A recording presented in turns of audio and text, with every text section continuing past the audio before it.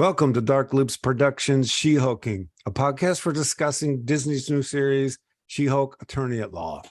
I'm Dr. Scott Jordan, aka Zombie Scotty, cognitive psychologist, philosopher at Illinois State University.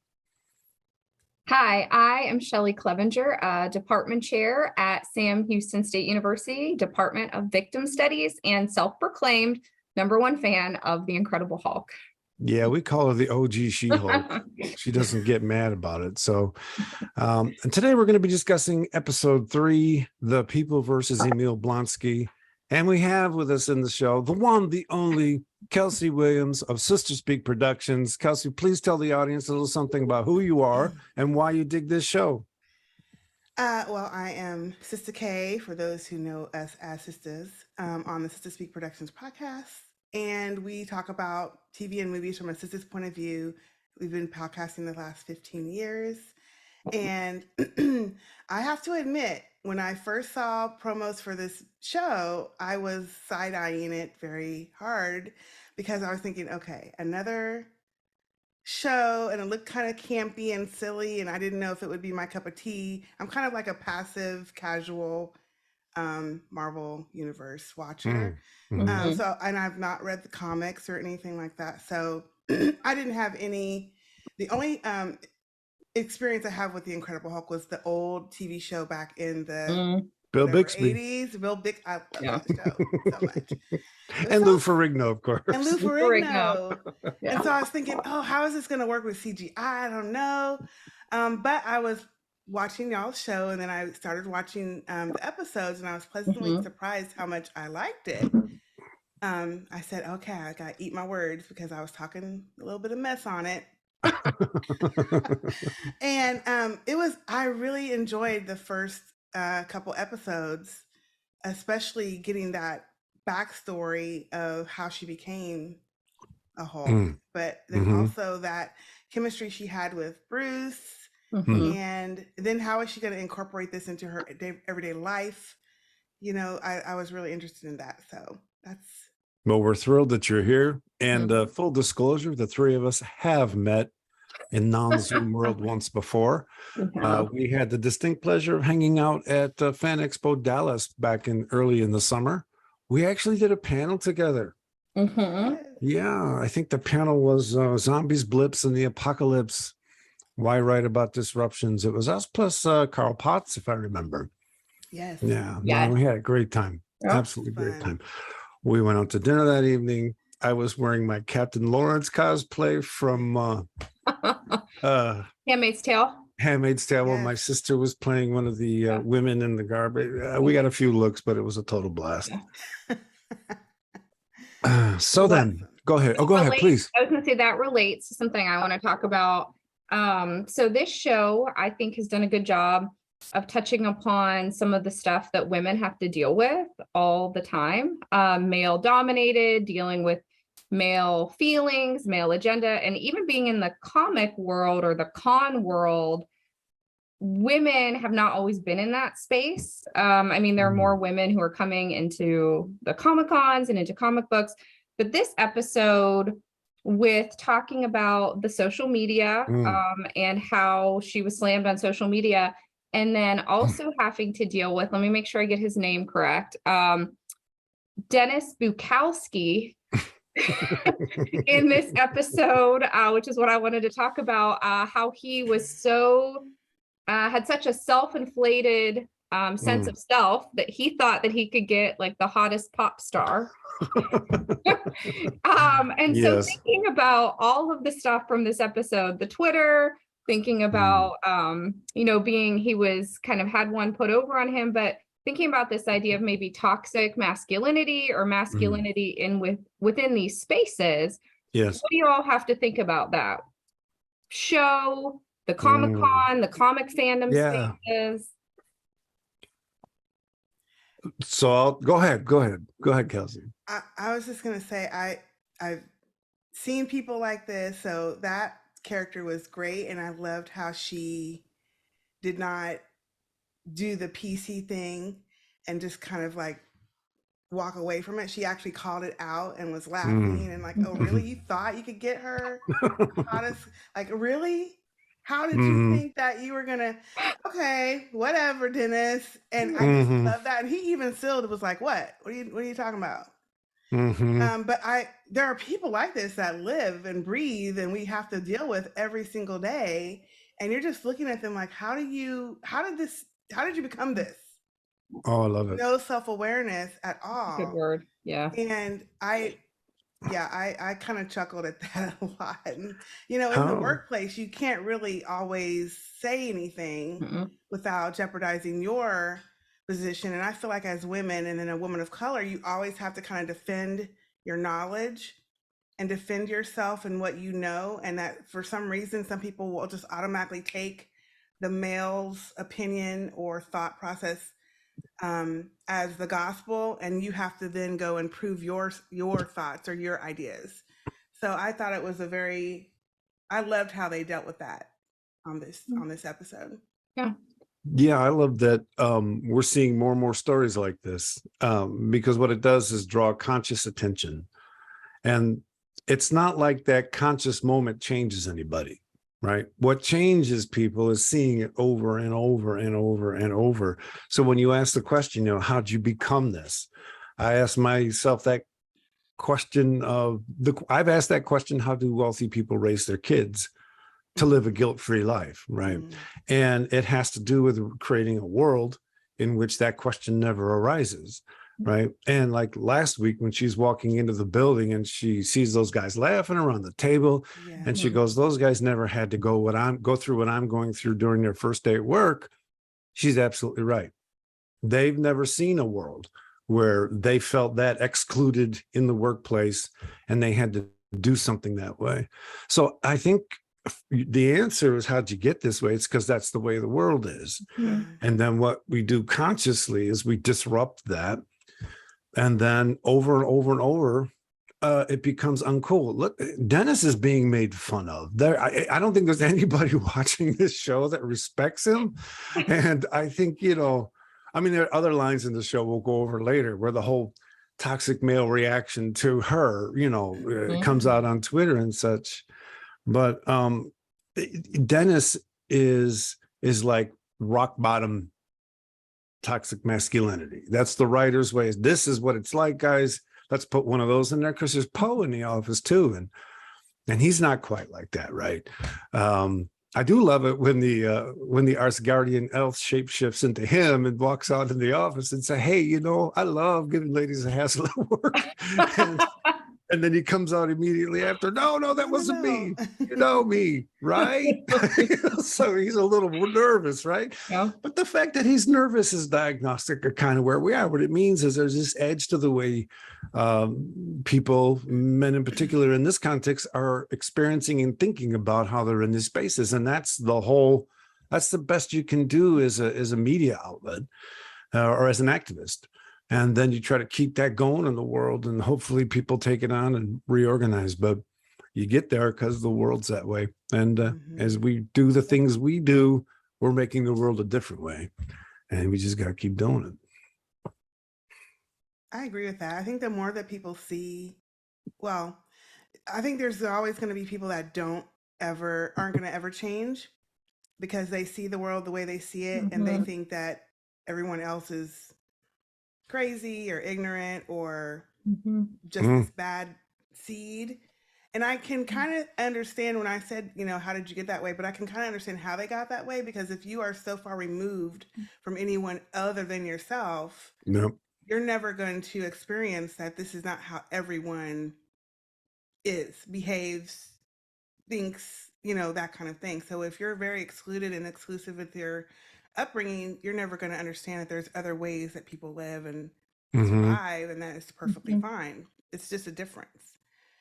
Yeah. And so I think, I don't know, I feel like the more, you're right, the more that we articulate these things and talk about these things, and people kind of can see, because we have such a great open world nowadays with the internet and social media that we didn't have before, people are able to understand other cultures and other ways of living, and hopefully that will change eventually, but some of them ain't never going to change. No. I was going to say, I think you're right. And one of the things I say every week, I'm an optimist and I like to be hopeful. is the fact that we have a She-Hulk show. We had Ms. Yes. Marvel. We had WandaVision. So, you know, Marvel, which is one of the biggest franchises, has decided to invest Yes. in different stories. And Black Panther was a great example a few years ago. So we're seeing change come slowly.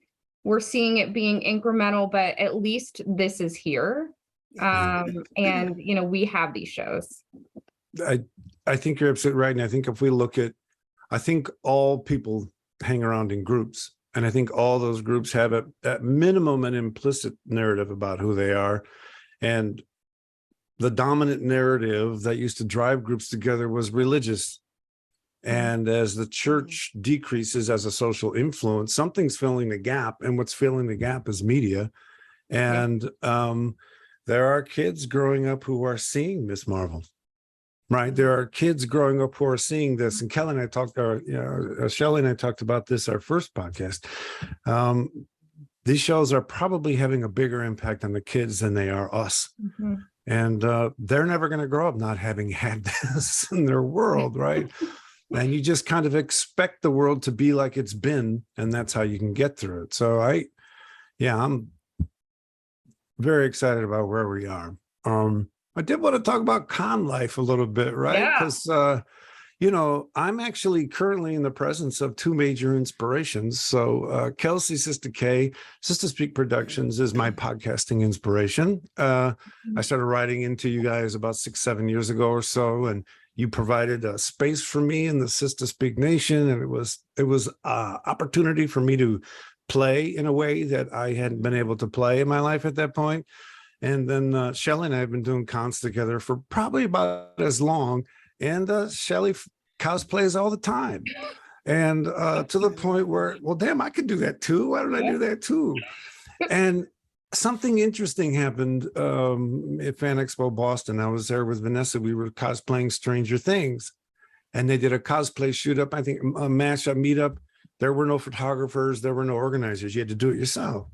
And I found myself walking around as Dr. Benton, bloody face, white beard, white hair, you know, looking all the age, walking up to these young people saying, come down here and we'll do this photo shoot. Nobody looked at me like a creep.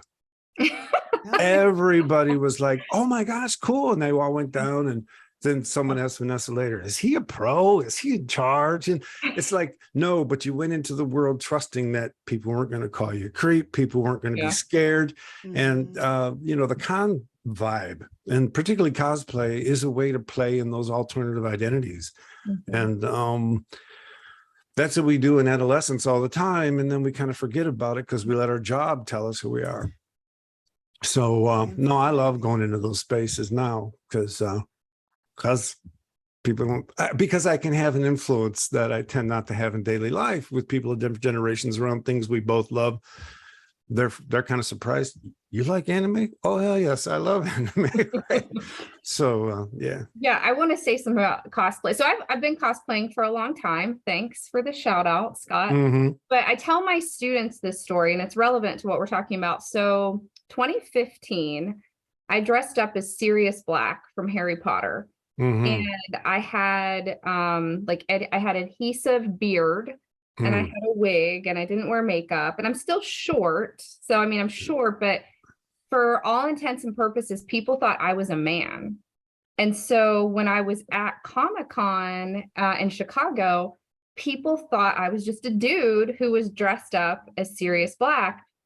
And I had never been treated better, I will tell you, than being. That's interesting. Yeah. And so yes, I would go up to vendors, and it was like they instantly just were like, oh yeah, are you interested in this? Like, you know, and start like talking to me about stuff. And then me, as Shelley, you know, my husband and I would go up to vendors, and they would talk to him. So they would be like, you know, oh, what are you interested in? Or he would be like, oh, you know, she's the Hulk fan. And they're like, oh no, but here's right. this. And so as Sirius Black as a man, I mean, and even other participants, some of them were like, hey buddy, what's up? And I was like, hey, you know, and I think it's gotten better. Like, I love, like you were saying, the vibe of people coming together. But I always share that because it's not very often that you get to change genders or Yep. how you're perceived. So it was an interesting sociological Little experiment, huh? Yeah. experiment. But I will say, you know, for me, getting, especially you all, I'm gonna do heart hands, you know, like having people at cons now, you know, it also, there is that sense of community. And I think some of that bias that we've seen is eroding because more people are coming to the fandom. Yeah. Oh, go ahead. Go ahead. I agree. So I haven't been in the con life, but y'all have introduced me to it, so I'm thankful for that, and I love Yeah. it. Yeah. And I feel like I think we had this conversation at one of the conventions that we were anyway. Mhm. So I think we had a conversation with the other Travis, one of the I can't remember who. Anyway, where we were talking about how it's more like back in the day when we were first when we were young growing up, we were getting into fandom, which now is called a fandom, but you were just a fan of a show or a fan of a comic or a fan of a book or a fan of something, and you would get with your friends and you would act out scenes and you would try to dress like them on Halloween and all these things, and you would be called a nerd or weird or whatever. But I think as social media and the world has opened up and we're able to see more people like that doing the same thing, you don't feel as ostracized about it. Right.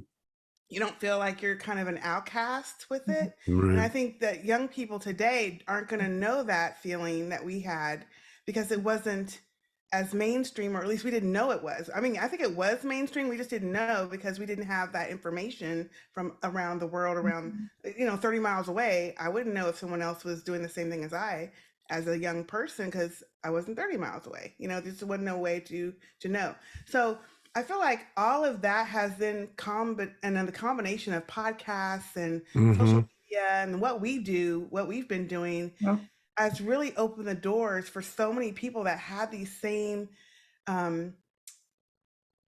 desires to cosplay or to commune with other people that have the same loves as them. And that's what conventions and podcasts have done. And I think it's made it a little bit more acceptable, but then it's also really fun to get with other people that have the same interests as you do.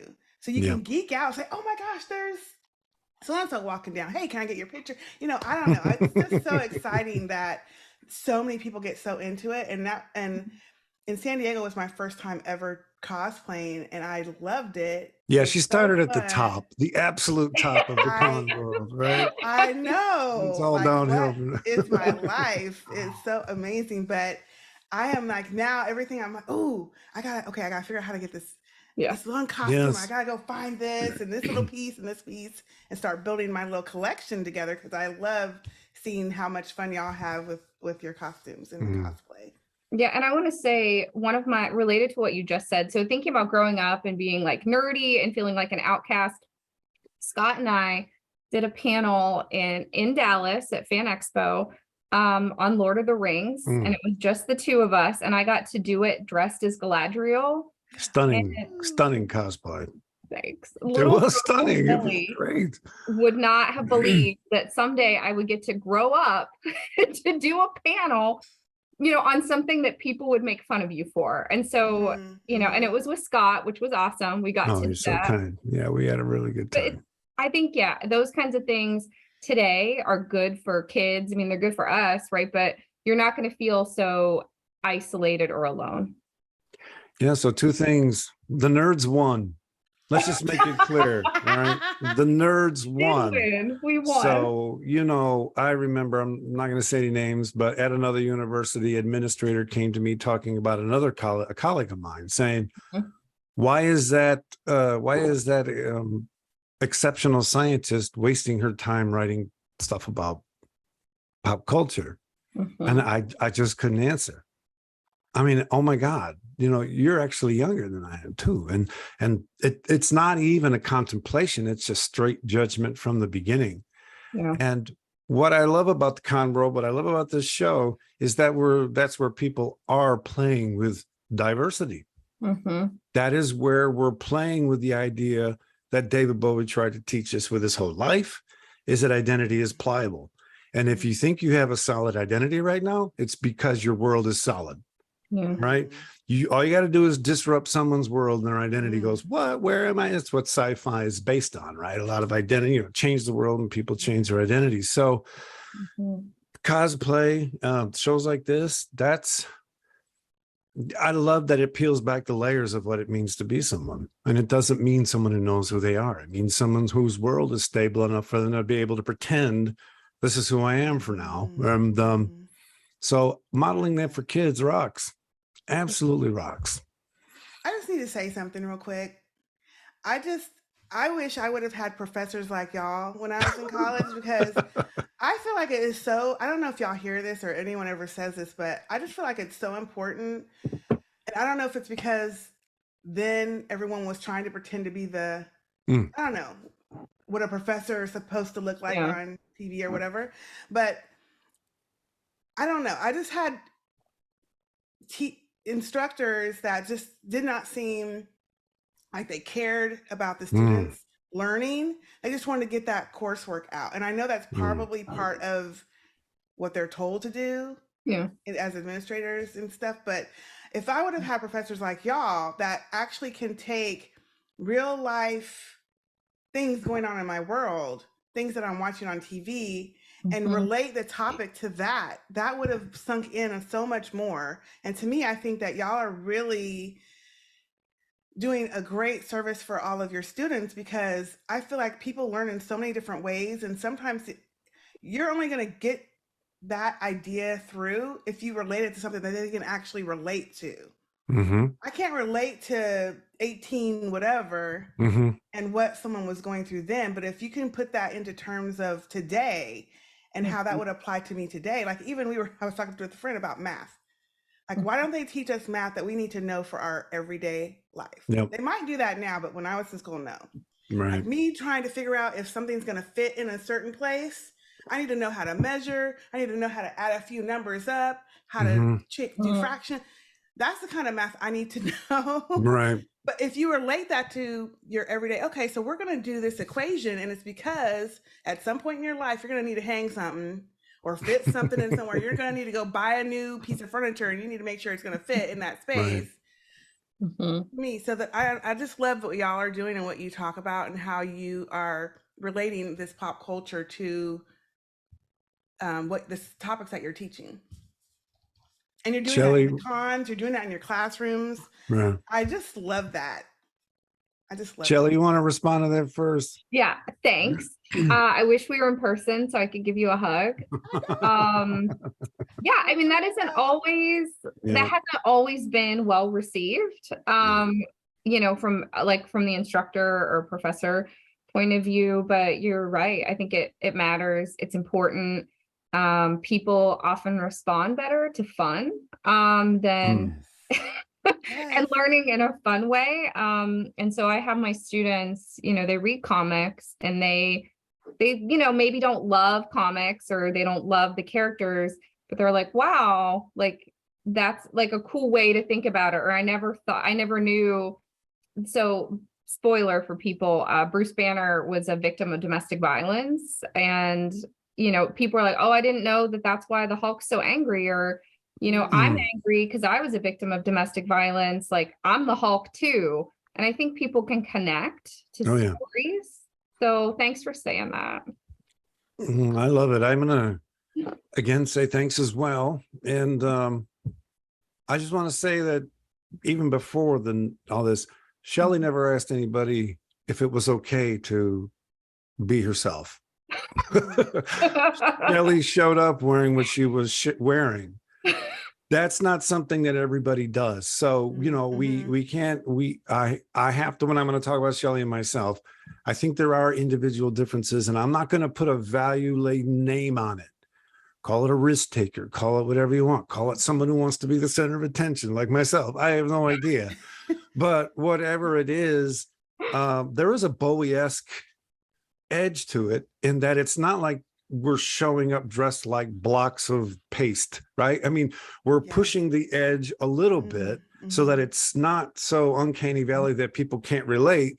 yet we know that we're pushing the edge.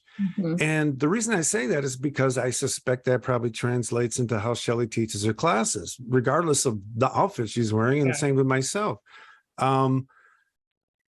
I said earlier that if you believe you have a stable identity, it's because you're fortunate enough that your world hasn't changed that much and you can sit in it comfortably.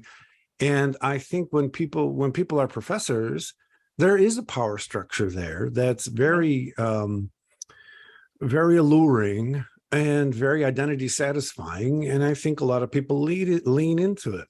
So I'm not trying to be judgy. I'm trying to be descriptive.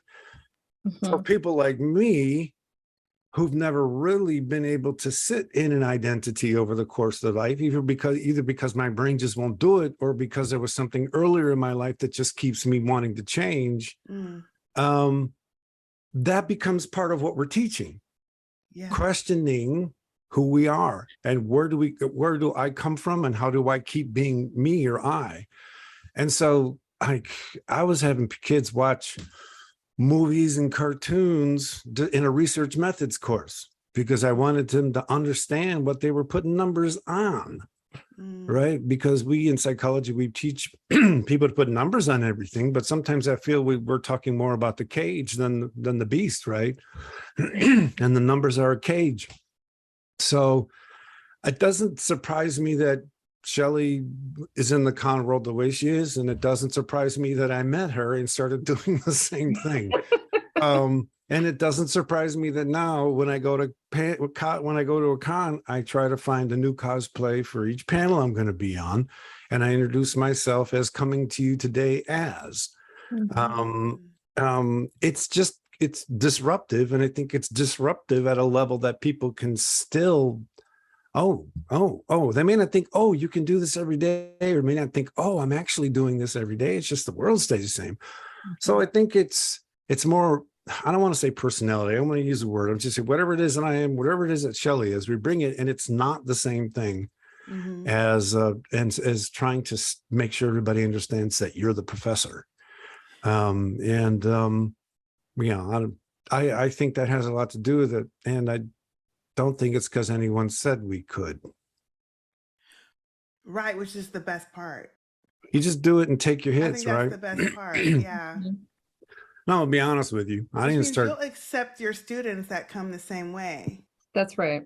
Which that's the whole point. That is the whole point. That is the whole point, is showing them that this is all constant work.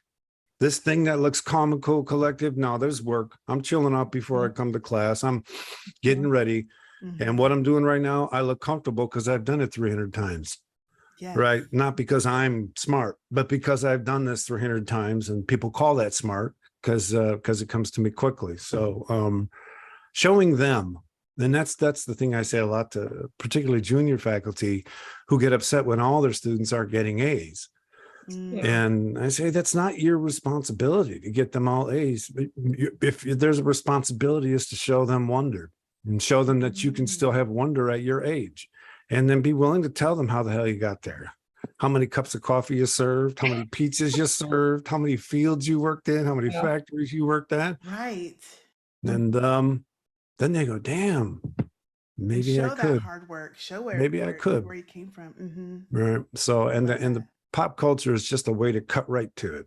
Just cut right to it without all the having to make it personal stuff. So yes, I love that. I did not expect that we would have that conversation. Oh, you're so awesome. Thank you for thank you. It makes me want to go back to school and learn. Yay. Well, let's face it, y'all are doing school on Sister Speak Productions, right? In other words, it depends on what we call education. And we do what people would call formal higher education. And that's what we do. We do formal higher education, but there's something to pick up every day. And then, the culture you guys created, just look at other people who know each other, who would never have known each other if you guys hadn't started your podcast, right? So, I would not know you. That's right. I mean, there's so many things that I am so thankful for that little bitty podcast we thought we were just doing for us. And it just turned into so much more, and actually has enriched my life in so many ways that, I mean, it's just, I think that's what we do with shows like this, the cons, and Yes. connecting with people. Basically, it's about connecting with people and letting people have a voice to what they love, to talk about what they want to talk about, to love what they want to love, and communing with them on that. And I'm so thankful that we have that medium. Yep. And that we've gotten to where we've gotten and met who we've been able to meet. So I just love it. Yeah, the Dark Loops logo wouldn't have Sir Zombie Scotty on the back of a shirt in the middle of it if we had never met, right? I mean, that's the thing. That's another thing is I think when Shelly and I do the work, Shelly, if I'm speaking for you too much, please tell me to shut up. But there's no but, there's an and here. Understanding that everything you do is creating the world you're going to persist in. Yeah. Don't experience yourself as an effect of the world. Experience yourself as affecting the world. And then if you don't like the world you're in, as we see going on in this culture now, people are doing a lot of work to change it. Yeah. Right. And that's the thing. Do the work to change it. One of the problems we do is we think, well, I got the right idea, man. Why don't they just listen to me and get it right? And it's like, that's not what. No, we got to do it over and over and over and over. Yep. For it to become what you breathe, right? One thought now isn't the issue. So, yeah, absolutely. So I have a question for all of you. There's a scene where Jennifer, of course, is getting beat up on social media. We used to have guy heroes. Why are all the guy heroes gone? Why you took the male powers from Hulk and gave them to her? What? I mean, all this, the machinations of the perturbed male mind. And her one guy who said, "Oh, I'd smash," and I was like, "Oh Lord, why did they have to throw that in there?" Yeah, no joke. They threw it in there, didn't they? They did. They tried to sneak it in, but I seen it. No, absolutely. No. So her paralegal keeps telling her, hey, no, you got to confront this. You got to go do an interview. You got to, and then I think Emil Blonsky asks her later, why don't you be part of the narrative, right? So I'm just interested in your take on this idea of, and I'm not trying to be judgy about Twitter. The Me Too movement was a Twitter phenomenon that had a huge, what I would call positive impact on a lot of people's lives. And so it's not that Twitter is a good or bad thing. It's just there like anything else. And so what I'm asking is, what are your takes on what she should do? Or how do you feel one should engage social media if one's outed in that world? And I have no idea where the conversation goes. I just thought I'd throw it out there. I'll start by saying, it's a personal choice whether or not you want to do that, because there are people, celebrities, regular everyday people who don't want to engage in that space. Usually what I'll say to students when students are talking about this kind of stuff is, if you're going to put something out there, you got to be ready if people come for you, right? So, yes, and it's kind of the same thing with She-Hulk. It's like, well, you can say your message, right? Because people are saying these messages, but people can still come for you whether you put your message out or not. I'm not saying that's right. I'm just saying that's kind of the nature. We're being descriptive here of the world we're living in and how to manage ourselves in it. And so, I'm sure viewers are living in that same world and asking themselves that same question. I feel like you have to, well, in her case, Jennifer's case, she didn't put herself out there. She was outed out there basically by transforming in the courtroom. And so she didn't choose that. And a lot of people do choose to put themselves out there. But at the end of the day, I feel like you have to know yourself and be comfortable with yourself. And I think the more comfortable you are with who you are, the more you'll either decide whether you want to put your own story out there, if you just say, you know what, I don't care what they say about me. I feel like there's like a happy medium in between, because at some point you do need to, if you're going to be putting yourself out there, you'll be telling your story or you'll be telling your thought process. People aren't going to agree, and that's okay. But I feel like there's so many people in this world, I don't know why, that feel like if you don't agree, you're totally against that person. If you don't like what that person's stance is on this topic, it doesn't mean you have to not like them as a person, period. But there's so many people that feel that way. And I'm like, and that's the cancel culture. So I cannot agree. There's family members that I have that I love dearly. I have I don't agree with them whatsoever on certain topics. That doesn't mean I'm going to stop loving them, that I'm going to stop talking to them. I'm not going to I'm not going to come over for Thanksgiving. No. It just means that we're going to agree to disagree on this topic. You're not going to change my mind. I'm not going to change yours. So we'll just, we'll brush on it. If we want to have a conversation, we will. But it's not going to be that I don't love you anymore or that I'm not going to talk to you anymore. And I feel like that's what's happening.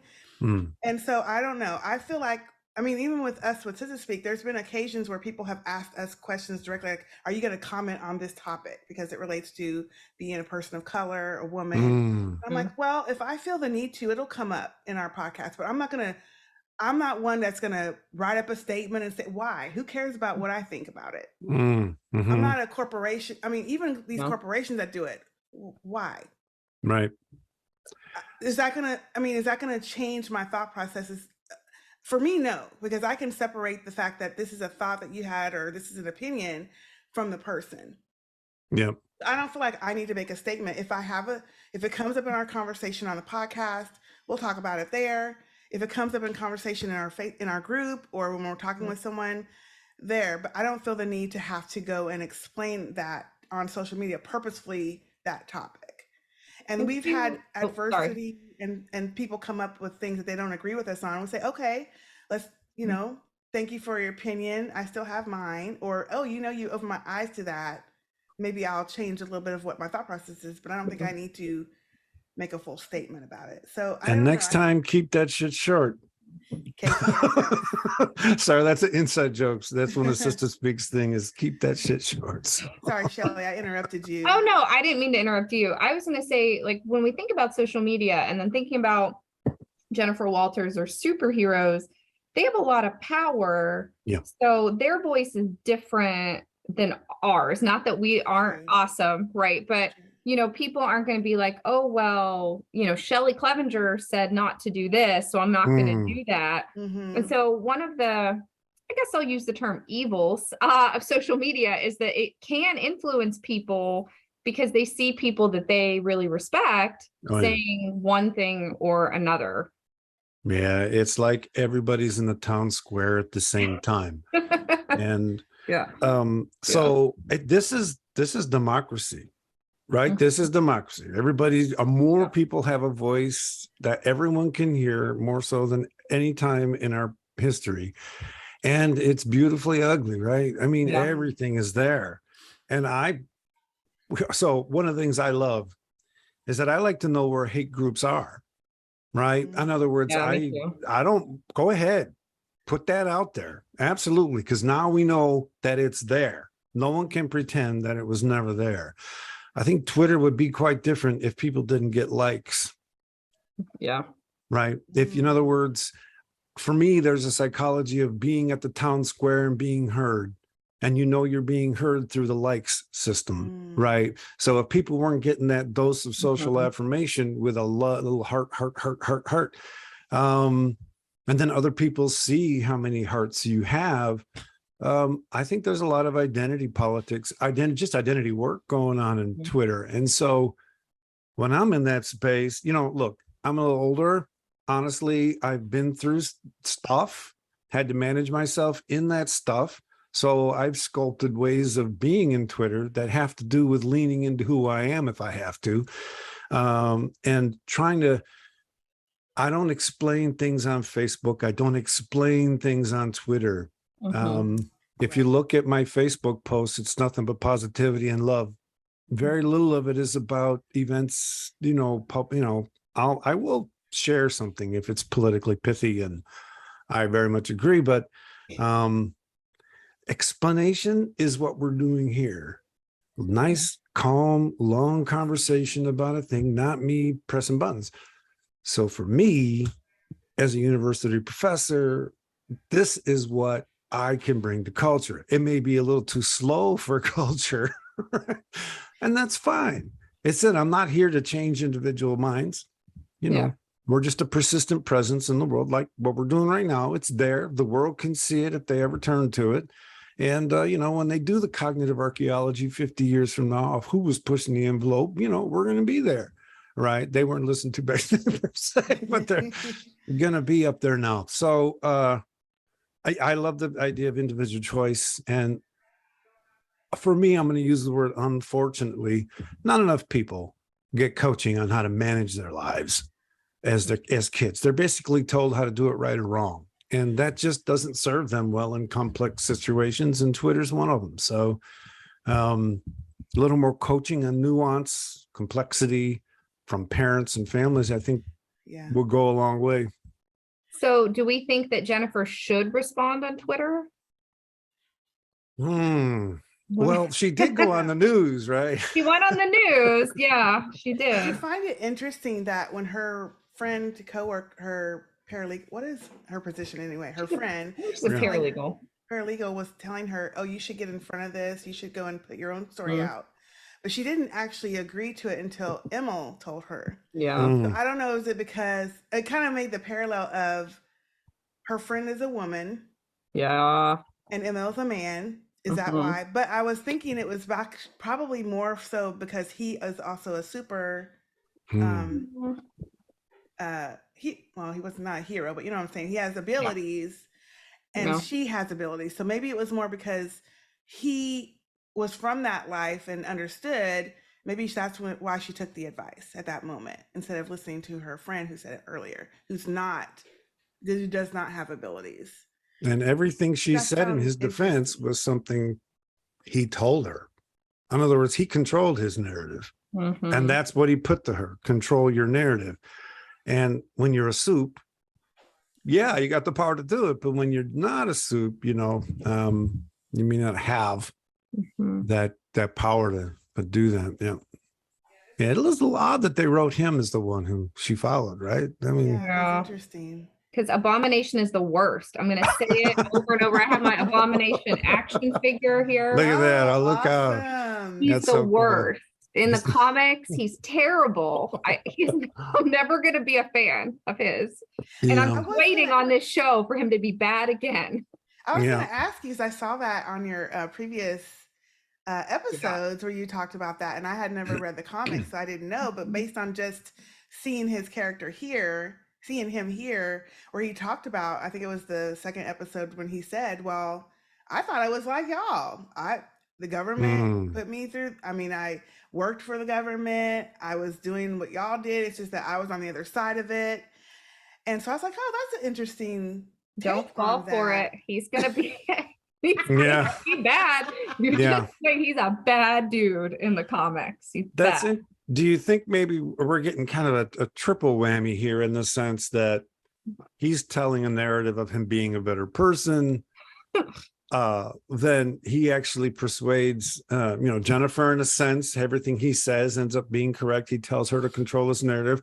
But all the people who read the comics know, no, this is a bad guy, right? Yeah. And then in the final credits, there's they do those one-shot cartoons, and there's a scene where he's on a bus taking off, and his soulmates are all crying and behind, as if he's leaving them behind. So he's a bad dude. He's a bad dude. Okay, so.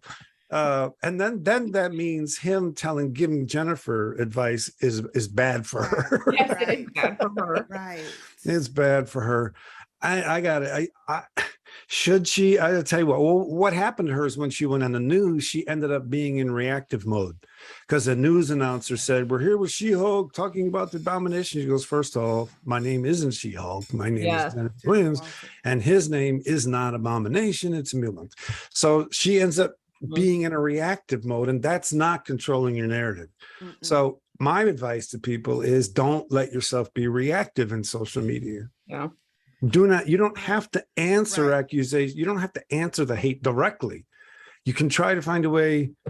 So for example, when a certain previous president tried to run a campaign in Tulsa, a rally in Tulsa, Oklahoma, on like Juneteenth, some buddies and I organized some alternative programming directly addressing the Tulsa massacre.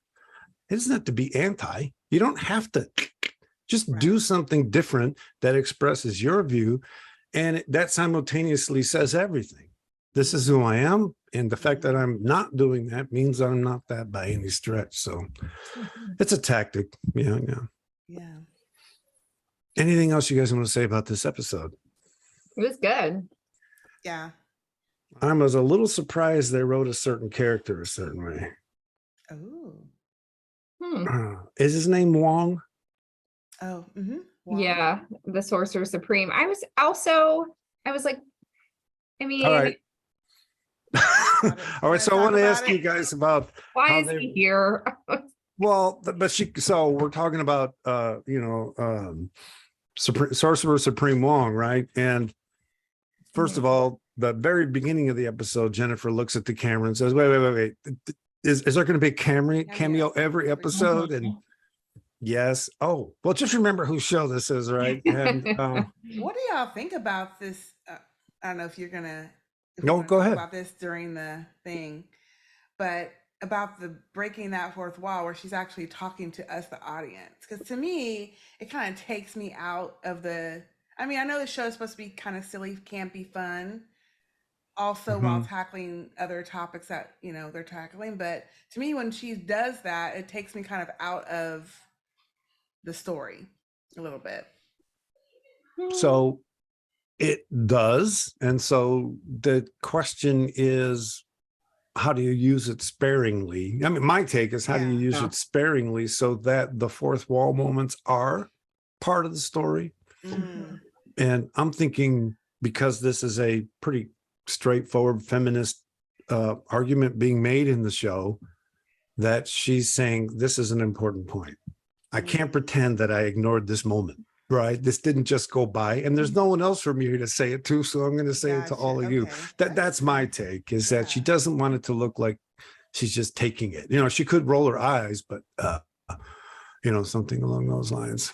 And I get what you're saying about it taking away, but how I've sort of, I guess, made peace with it is I watch it with my daughter, and it's like, she's like, oh, she's talking to us. And I was like, she is talking to us. We're best friends now with Jen Walter. Yeah. So I kind of felt that way too. But then, hearing her, you don't get to watch TV where the characters like talk to you. That's true. So I'm going to, once again, optimism. Hope. Yeah. I'm going to see it as trying to connect. Yeah. And I'm going to also make peace with it and not let it take away. But I felt that way too. And you got to have a comedian an actor that can handle it, right? I like this actress quite a bit. I do too. So this Sorcerer Supreme Wong thing, so they really wrote him to be a chauvinist. I was a little surprised. I'm not saying that I would assume he's not one, but it seems to be. Of course, I guess Strange is quite the chauvinist. So, hate Dr. Strange. I'm gonna say it. I've always hated him, and I still do. So I'm not gonna defend it, but Wong is sitting there, and they introduce him. He goes, "Not just Wong, the Sorcerer Supreme, Master of the Mystic Arts, Leader and former Librarian of Cosmos." So he goes on with his titles, right? He's no, you can just call me, but blah blah blah blah blah blah blah. And then they say, you do realize that taking someone from a federal prison is actually a crime. And he goes, I'm out of here. Yeah. And in other words, he's a male, right? And of course, he's from another dimension. But what that did to me when I was like, oh, this is cool. Because on the one hand, there's a part of me that says, yes, but he's this different type of being. And so the ability to jet is like granted to him because he's from that realm. And it's like, wait a minute, that's not what I'm supposed to be thinking, right? In other words, it's a nice way to talk about male privilege, and then get the viewer to check, what are we doing in the MCU when people behave like this and they justify it by being interdimensional? It's like, well, how does what Dennis justify, right? And so what do you guys think of them writing this Sorcerer Supreme that way?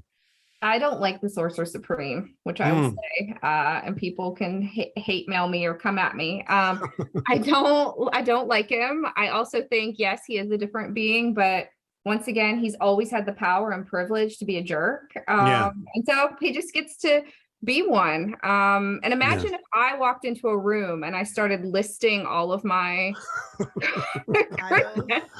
Yeah. So I mean, I'm fine with the cameos, but I want there to be someone else. And I hope if there's one next week, you know, it's somebody nicer. See, I don't know. I don't think I've ever seen. I know who Doctor Strange is, but I haven't seen the actual movies. I don't know anything about the character, so I didn't think of him as being chauvinist, or I mean, he was a little arrogant, but I thought, well, you know, whatever, you know. Right. I didn't see it that way just because I don't know that character. I did think it was. I mean, I was thinking, okay, that's why he was broken out, just because you wanted to have a exactly. You needed to get a title. Okay, and I kept waiting for something else, but it wasn't. So I was like, oh, okay, that's okay. Oh, that's gonna be it. Right. Okay, all right, gotcha. Okay. Yeah. But yeah, so I didn't think anything of it just because I didn't know who that character really, the background of the character. This is a spoiler for Hulk, for people who haven't read the Hulk fans. Doctor Strange sends the Hulk to space. He's like part of this group that wants the Hulk to be off of the Earth. And Hulk loyalist, right? So I've never been a fan of the Doctor Strange kind of universe or the movies. And so when this guy came in, I'm like, come on, man. Like, why is this guy? This guy. Right. And we did see Bruce going to outer space in the second episode. We did. Right? I'm hoping it's Planet Hulk. I'm hoping that's like that's one of my favorite Hulk storylines. Oh, that's fantastic. Oh, there's a planet. He goes, well, because they send him off of Earth and he gets sent to another planet. But there's a Planet Hulk. No, it's called Planet. That's just what the comic. Oh, the name of the comic. Okay, gotcha. Yeah, he gets sent to another planet, which we see a little bit of that in Thor Ragnarok, him being like a gladiator. But yeah, that's I hope is what they're playing at, because the Hulk needs a new movie that's really good. So I'm hoping that's what it'll be. That's basically a Hulk movie, right? Yeah. Yeah, not someone else's movie. Right. No. And given, you know, Gal's writing on Rick and Morty, of course they're going to go to another planet, right? Of course they're going to do something else. I really hope that they bring Daredevil in pretty quickly. I'm looking for a cameo. If we're going to have if we're going to have a male character, I want Jennifer to meet someone who lives that life and won't be condescending. Right. And actually can be a confidant and a friend. Daredevil's one of my favorite. Jessica Jones is, you know, my favorite, but particularly what they did with Daredevil and Netflix. Or they could introduce a new character, which is what I'm always hoping. Unbeatable Squirrel Girl is somebody. There you go. Yeah, we've seen her peripherally, but it'd be great to just introduce somebody new. That's what I'm hoping for with this show. And they did say that this show is going to have a lot more connective tissue than others. So these cameos are kind of doing that, I guess. But back to that, I was just a little surprised how they wrote Gal, or not Gal, how they wrote Sorcerer Supreme. Because I would have thought he wouldn't be that way because he replaced Strange. But maybe he replaced Strange and became Strange. You know? That's exactly right. All righty then. Anything else about the show you want to talk about? No. The only thing I did kind of enjoy is that they actually had Megan Thee Stallion there. Snap. In the episode. Say there's only one. Hello. And then at the very last little the twerking scene. The bonus scene. I love the boss for some reason. I like him and his reactions. He just was like, okay, huh. Yeah, he just walks on. I'm not going to lose any money on this. Okay, we're all good. Just keep walking. Yeah, they're writing him well. We talked a lot about him last time, right? He's okay, cool, whatever. Okay. Just keep making me money and we'll be all right. Anything else? All right, then. Well, Kelsey, why don't you tell everyone where they can find you on social media? Everywhere, just look for Sister Speak, and we'll pop up, and you'll see all of our shows. We have a That's fantastic. How about you, Shelley? At Dr. Clevenger on Twitter. Fantastic. You can find me on YouTube at Dark Loops Productions, where you'll find all of the Dark Loops Productions podcasts. If you want to write in, tell us we got it right, tell us we got it wrong, write into darkloopsproductions@gmail.com, and we will be sure to read it at the end of our next podcast. Kelsey, thank you so much for being here. It was an absolute delight talking with you today. And from all of us to all of you, there it is. Big hugs. And remember, smash the patriarchy. Okay. Bye-bye.